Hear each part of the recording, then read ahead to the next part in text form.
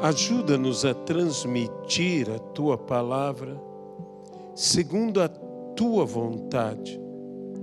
Que o Senhor fale realmente aos nossos entendimentos, a nossos corações, e que tudo seja aqui e sempre para a honra, glória e louvor unicamente do Senhor. No nome de Jesus Cristo. Amém e amém, Pai. A palavra do Senhor nos diz no livro de Apocalipse, na carta à igreja de Tiatira: tenho, porém, contra ti que toleras esta Jezabel. Há coisas, e mesmo há indivíduos, que devem ser não aceitos.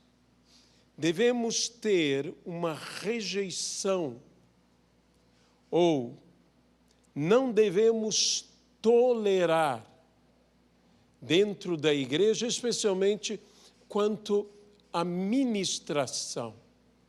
Tolerância é um grau de aceitação.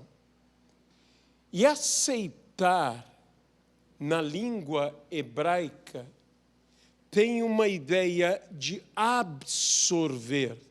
Tudo que eu aceito, eu absorvo. De maneira que aceitar, em parte, a Jezabel é absorver Jezabel. É receber parte da natureza de Jezabel. Por aí você vê o perigo que é tolerar Jezabel. A intolerância que a Bíblia está falando não é uma questão de sermos brutais, de sermos preconceituosos. Não é isto que a palavra está dizendo. A palavra está falando sobre como aceitamos ou não aceitamos certas coisas, comportamentos ou mesmo indivíduos que ministram na igreja do Senhor. Que a palavra está dizendo aqui é quando nós aceitamos aquilo ou aquele que é inaceitável para Deus. Não podemos ir por este caminho. Temos, como eu disse, que afastar, que rejeitar. Essa intolerância também poderia, de certa maneira, ser comparado àquilo que é uma intolerância que alguns têm, por exemplo, à lactose. Mas quando estes começam a se adaptar, já não são mais tão intolerantes, começam a alcançar tolerância. Não nos adaptemos ao espírito de Jezabel, mas como devemos resistir àquilo que não podemos tolerar? Como devemos rejeitar aquilo que não podemos aceitar? Aí é que se encontra algo perigoso, pois Tiago diz que a língua é semelhante ao leme de uma embarcação.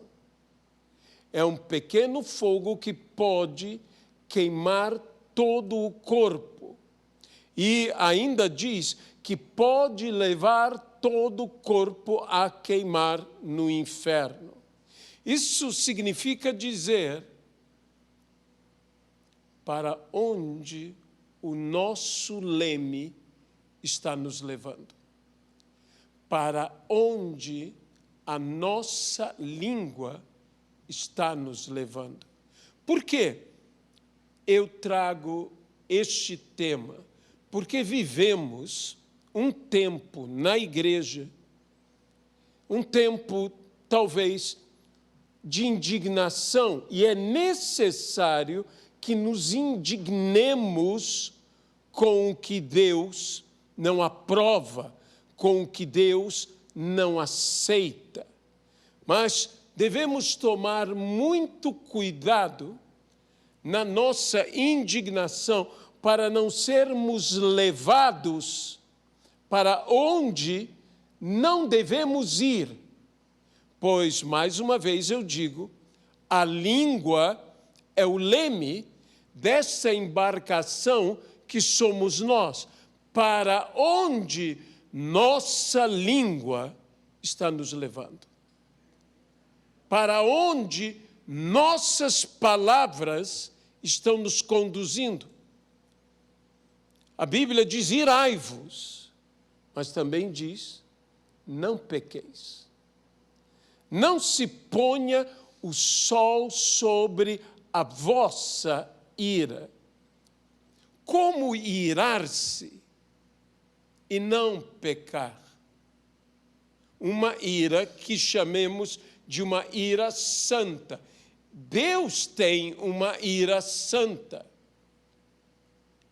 Mas é como eu, que não sou santo, porque se dizemos que não temos pecado, nos enganamos a nós mesmos, somos mentirosos. Nós, como podemos nos irar e não pecar? A ira não pode nos dominar. Essa é a primeira postura que devemos ter. A ira também não pode perdurar. Não se ponha o sol sobre a sua ira. Isso quer dizer o quê? Que basta eu esperar o virar do dia e então eu direi a mim mesmo, já não mais estou irado? Quantas iras continuam? A ira em si é um momento, é uma cólera, uma explosão, é um instante. O grande problema da ira é quando ela se associa ao ressentimento e ela se torna um ressentir-se ou mesmo um magoar-se com algo ou alguém. E isto é algo que vai contaminando o nosso ser. Mas, mais uma vez, eu pergunto, o que seria irar-se e não pecar? Porque duas coisas são ditas. A primeira é irai-vos e não pequeis. E não se ponha o sol sobre a vossa ira. Essa é a segunda coisa. A primeira é irai-vos e não pequeis. Como eu posso me irar e não pecar? A Bíblia fala que Jesus, olhando as multidões, sabedores que eles estavam seguindo, não porque se arrependeram, mas porque comeram dos pães e dos peixes e se fartaram. A Bíblia fala que Jesus se indignou e se compadeceu. Quando você equilibra um sentimento como indignação ou ira, ali diz que Jesus se indignou, com um outro sentimento que ali diz que ele se compadeceu. Você tem uma indignação santa. Nós precisamos equilibrar a nossa ira com a compaixão, sabedor que a justiça também precisa estar associada à misericórdia. E que a própria misericórdia, como diz a palavra, prevalece sobre a justiça. Por isso a graça. Somos salvos, somos perdoados pela graça, mediante a fé em Jesus Cristo, porque a justiça de Cristo se manifesta em nós com a misericórdia de Cristo. E a misericórdia de Cristo prevalece sobre a justiça. Então, ele não nos trata segundo nós merecemos. Precisamos deste equilíbrio em nossa vida. Dito isto, eu venho e gostaria que você viesse juntamente comigo a Epístola de Judas, no versículo de número 9. Um desses textos únicos da Epístola de Judas, e que sabemos que Judas escreveu essa epístola movido pelo Espírito Santo, inspirado pelo Espírito, de modo que ela é palavra de Deus, é uma verdade. E aqui diz, contudo, o arcanjo Miguel, quando contendia com o diabo, disputava a respeito do corpo de Moisés, não se atreveu a proferir juízo infamatório. Em algumas versões diz, não usou linguagem infamatória contra ele, a saber, o diabo. Pelo contrário, disse, o Senhor te repreenda. Que Deus abençoe a sua palavra em nossas vidas. É interessante vermos que o arcanjo Miguel, sendo um anjo, e o que é um anjo? É uma criatura sublime de Deus. Isto é um anjo. O anjo é uma criatura sublime. E o que é o diabo? O diabo é a mais infame das criaturas de Deus. Então, o anjo, o arcanjo Miguel, é sublime e o diabo é infame. Veja que Miguel não usou um juízo infame ou uma linguagem infamatória contra uma criatura infame. Não qualquer criatura infame, mas a mais infame de todas as criaturas, o diabo, Satanás. Isso é um princípio bíblico. Isso é um princípio bíblico que nós temos que compreender. Se existe alguém que mereceria, dizemos nós, um juízo infame, é o infame diabo. Mas Miguel não proferiu um juízo infame, embora estivesse contendendo com o diabo pelo corpo de Moisés. Hoje, na Igreja de Cristo, com razão, nos indignamos devido a certos comportamentos, certos atos, ou mesmo palavras que têm sido ditas por alguns irmãos ou por alguns que estão no nosso meio.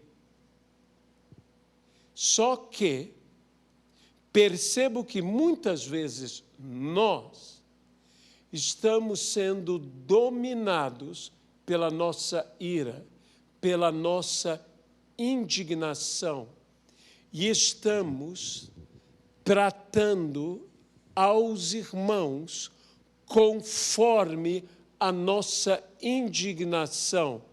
E quando você trata alguém conforme uma indignação, você trata este alguém indignamente.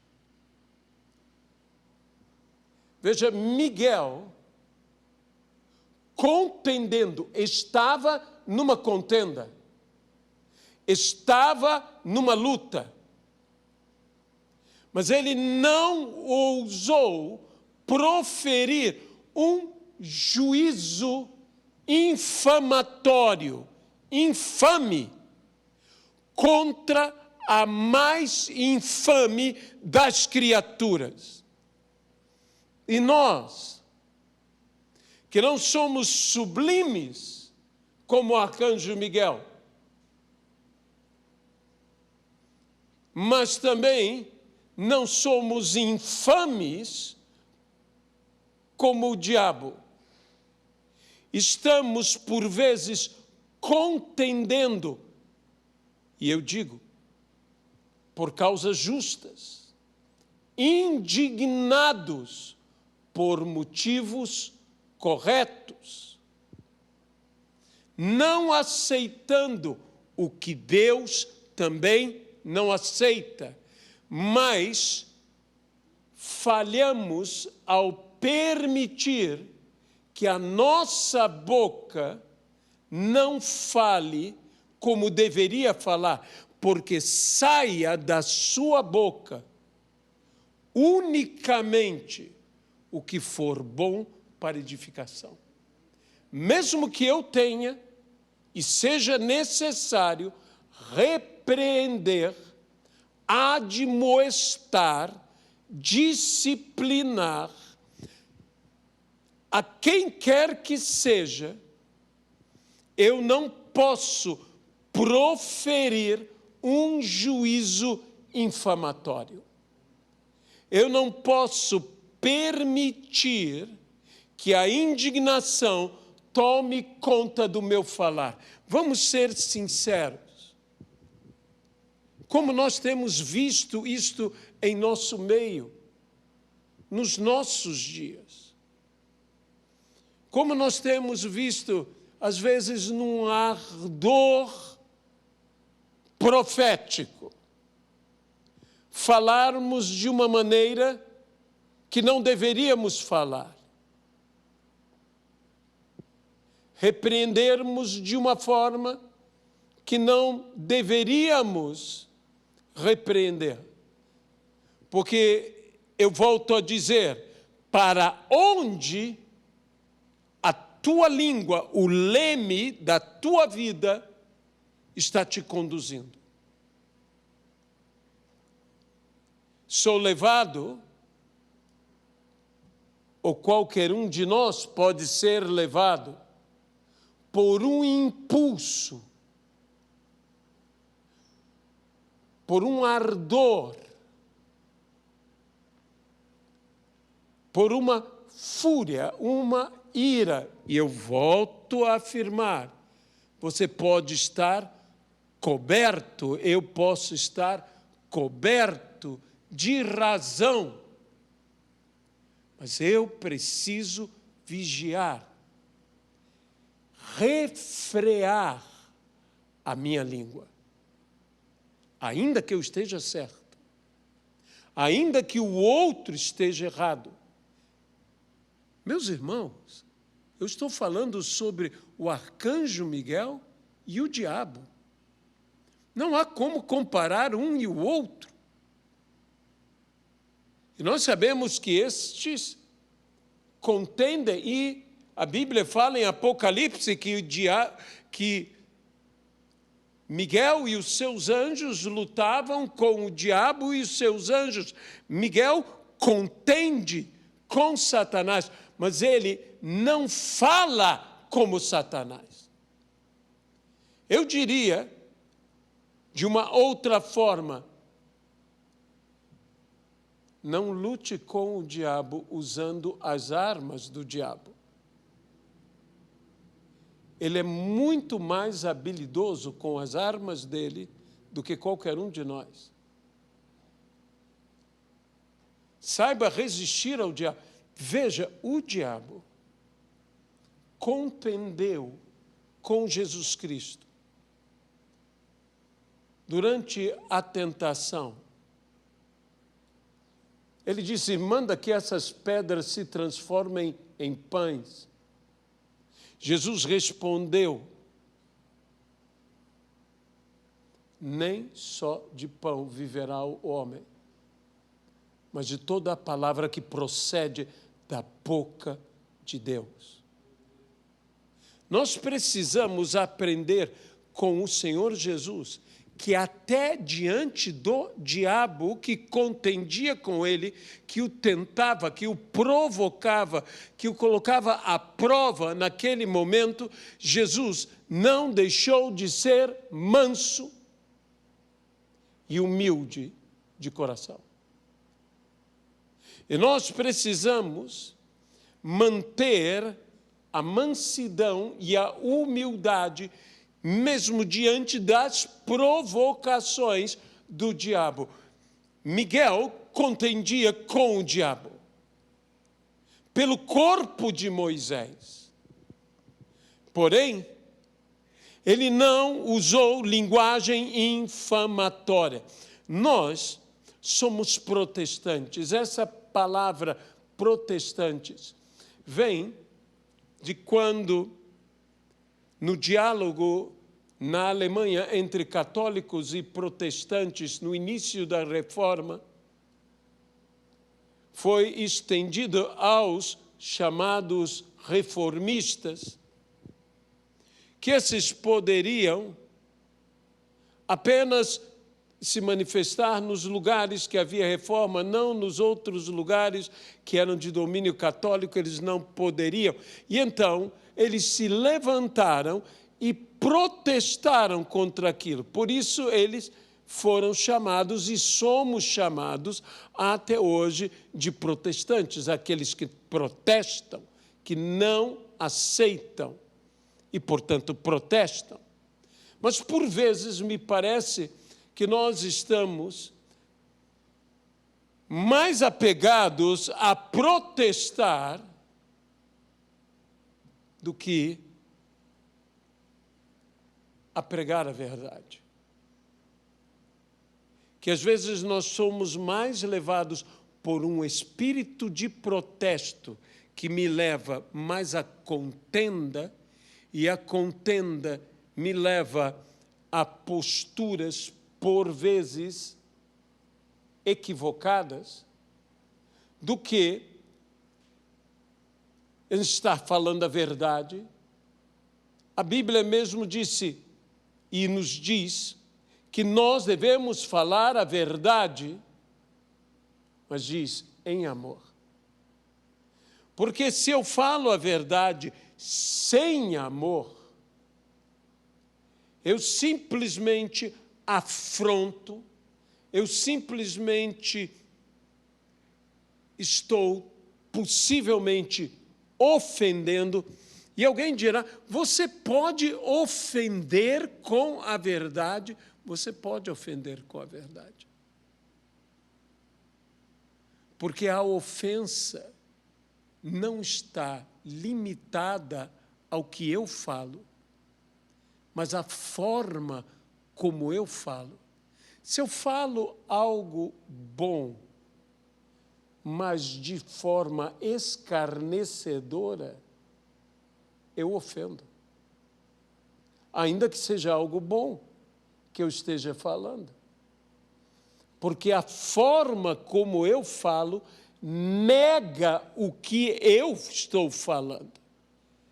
De modo que eu tenho que entender que eu preciso tomar muito cuidado com o espírito que eu falo, com o espírito que eu tenho. Quando João e Tiago, irmão de João, foram chamados de filhos do trovão, porque eles disseram o quê? Queres que eu mande fogo do céu e consuma esses samaritanos? Por isso foram eles chamados de Boanerges, filhos do trovão.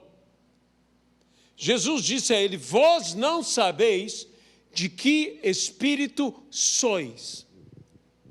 Por isso, é importante que saibamos o seguinte: com que espírito estamos falando as coisas? Com que espírito estamos combatendo o bom combate? Paulo diz ainda sobre o combate, falando sobre o lutador, disse: aquele que não luta conforme as regras, não leva a coroa. Ele é desqualificado. Por quê? Porque ele não lutou conforme as regras.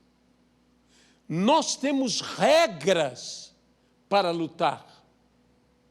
Nós temos regras para falar. E se nós não lutarmos conforme as regras, seremos desqualificados. Quando diz combati o bom combate, está se referindo ao bom combatente. E o bom combatente é um combatente não apenas que combate bem, mas que combate com o bem. Não contra o bem, mas com o bem. Agora usarei uma outra expressão. É um bom combatente. Ele não é bom combatente exclusivamente porque sabe como combater e combater bem. Ele é um bom combatente porque os seus valores estão acima de tudo. Ele não vence a qualquer preço. Ele vence da forma justa, correta. Ele não lança mão, não toma e não usa o que é injusto, o que é incorreto. Por isso, ele é um combatente honrado, de honra, porque esse combate não é qualquer combate, é o bom combate. E o bom combate é um combate da fé. Paulo mesmo diz: combate o bom combate da fé. E veja o que é dito: combati o bom combate, completei a carreira, e ele diz: guardei a fé. A fé foi guardada. Pelo quê? Foi guardada por um procedimento coerente com a fé, com a palavra que é pregada. Paulo mesmo diz, para que tendo eu pregado o Evangelho, não venha eu a ser desqualificado. Eu não posso contender que seja com o diabo, de qualquer maneira. Quanto mais, se for necessário, contender com homens. Eu tenho que combater com o combate honrado, com o combate correto, com as palavras sensatas, com as palavras certas. Eu não posso descer o nível do meu falar. Por quê? Porque a boca fala do que está cheio o coração. E é por isso que o arcanjo Miguel não usou linguagem infamatória, linguagem infame. E muitas vezes eu percebo que somos movidos de paixões. Mas, pastor, a paixão é algo que domina, senão não seria uma paixão. A Bíblia diz que Elias era homem como nós, sujeito às mesmas paixões, mas orou. Meu irmão, minha irmã, um dos maiores segredos para podermos combater o bom combate é a oração. Nós precisamos nos tornar gente de oração. Nós precisamos nos manter numa vida de oração. Nós precisamos orar sem cessar. E até mesmo em meio a uma contenda, eu preciso me manter em oração, já que eu tenho que orar sem cessar. Eu tenho que manter-me nisto, que é não me deixar levar pelas provocações da vida, dos homens ou do diabo.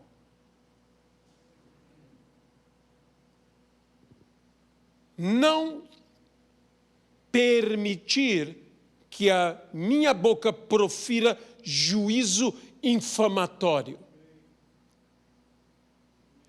Infelizmente, volto a dizer, há muitos escândalos recentemente acontecendo na igreja brasileira. Não estou aqui para defender nem para acusar. E talvez alguns até mesmo digam, mas pastor, não devemos nós nos indignar contra o que está errado? Sim, nós não podemos estar tolerantes a coisas como o espírito de Jezabel. E que veja bem, o espírito de Jezabel é toda uma postura. Nós não devemos ser tolerantes com falsos profetas, com falsos mestres, com falsas doutrinas. Nós devemos ser defensores do Evangelho, nos mantendo fiéis a Deus e aos homens, tendo em nós a sã doutrina, conferindo todas as coisas com a palavra de Deus, que é a nossa única regra de fé e de conduta. Porém, não nos deixemos levar na nossa indignação,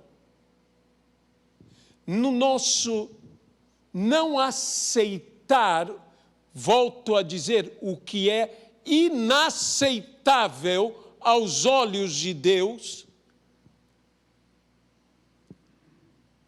pelas nossas paixões e por aquilo que milita na nossa carne.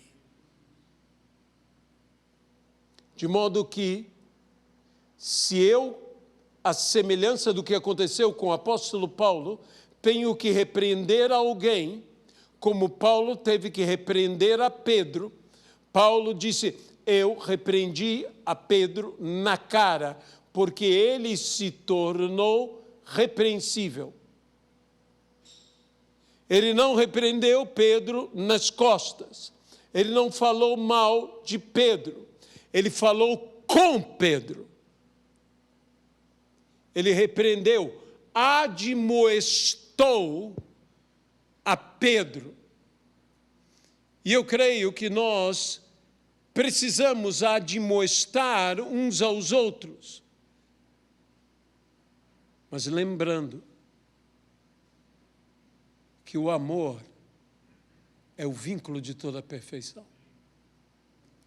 Se eu tiver que falar a verdade com alguém e admoestar este alguém com a verdade, eu tenho que falar isto em amor.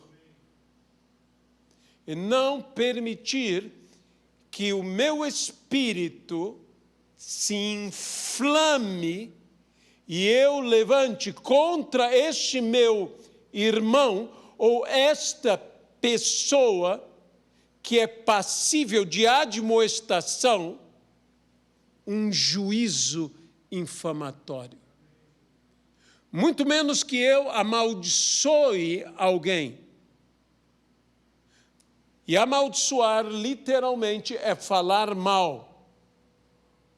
Cuidado, não saia por aí falando mal dos outros. Porque a Bíblia diz que nós não devemos amaldiçoar, e sim abençoar.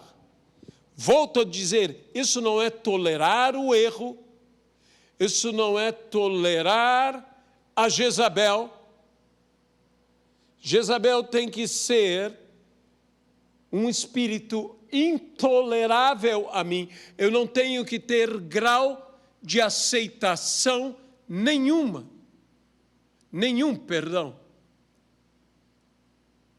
a respeito de Jezabel. Eu não posso aceitá-la, nem aceitar o que ela diz, nem aceitar o que ela faz. Isso tem que ser inaceitável a mim, que tenho a sã doutrina, que creio na palavra de Deus. Mas cuidado, meus irmãos,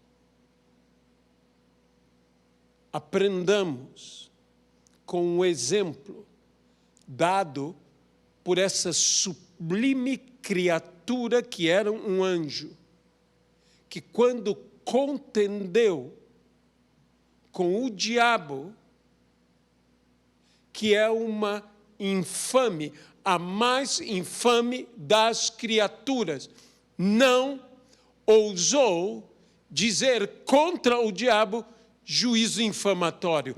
Antes disse: o Senhor te repreenda. E com muito mais razão, eu ou você devemos dizer a quem merece juízo: o Senhor te repreenda. O Senhor te repreenda.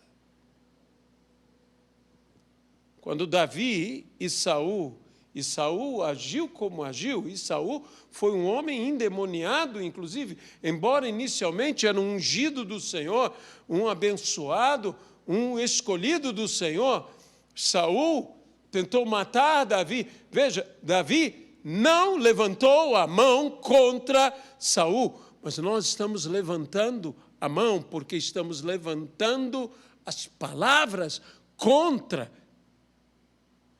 Volto a dizer, você não tem que aceitar o que está errado.